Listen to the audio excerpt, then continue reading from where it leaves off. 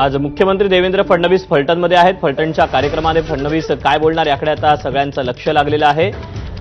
तेव्हा आता फलटणमध्ये विविध विकास कामांचं उद्घाटन आणि भूमिपूजन होत असताना दुसरीकडे आता साताऱ्यामध्ये एक राज्याला हादरवून टाकणारी घटना घडलेली असतानाच आता या सगळ्या पार्श्वभूमीवर मुख्यमंत्र्यांच्या या भाषणाकडे सगळ्यांचं लक्ष लागलं आहे। आपण याबद्दलचे अपडेट जाणून घेऊ। मंदार गोंजारे आपल्यासोबत आहे।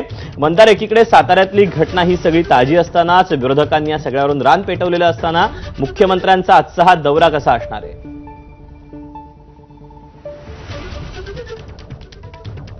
मुख्यमंत्र्यांच्या उपस्थितीमध्ये फलटणच्या विविध विकास कामांचं उद्घाटन होणार आहे। त्याचबरोबर भविष्यामध्ये इथं ज्या प्रशासकीय इमारती असतील किंवा जी विकास कामं असतील त्यांचं भूमिपूजन देखील होणार आहे। या उद्घाटनाच्या कार्यक्रमांमध्ये फलटण पोलीस स्टेशनच्या या नव्या इमारतीचा देखील समावेश आहे। इथे देखील आपण हा मंडप पाहू शकतो आणि याच पोलीस स्टेशनमध्ये गोपाळ बदनेला देखील अटक करून पोलिसांनी ठेवलेला आहे आणि काल जो अटक करण्यात आलेला होता आरोपी प्रशांत बनकर तो देखील याच पोलीस स्टेशनचा आरोपी आहे, असं हे चित्र या ठिकाणी आपल्याला पाहायला मिळतंय।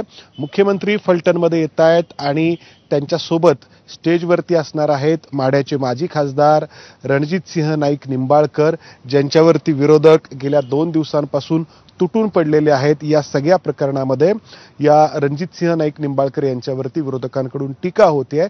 त्यामुळे मुख्यमंत्री देवेंद्र फडणवीस या प्रकरणात आज काय बोलणार हे पाहणं महत्त्वाचं असेल। सगळ्यांचं त्यांच्याकडे लक्ष असेल। या प्रकरणामध्ये दोन्ही आरोपींना अटक करण्यात पोलिसांना यश मिळालेलं आहे। आज गोपाळ बदनेला पोलीस न्यायालयामध्ये हजर करतील आणि त्याच्या पोलीस कोठडीची मागणी करतील।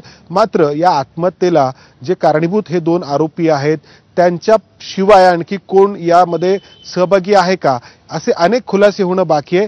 त्यामुळे या सगळ्या प्रकरणाकडे त्या पार्श्वभूमीवरती होत असलेल्या कार्यक्रमाकडे सगळ्यांचं लक्ष असणार आहे। दीपक, स्वाभाविकच मंदार, अपडेट घेत राहू। तुर्तास धन्यवाद दिलेल्या माहितीबद्दल।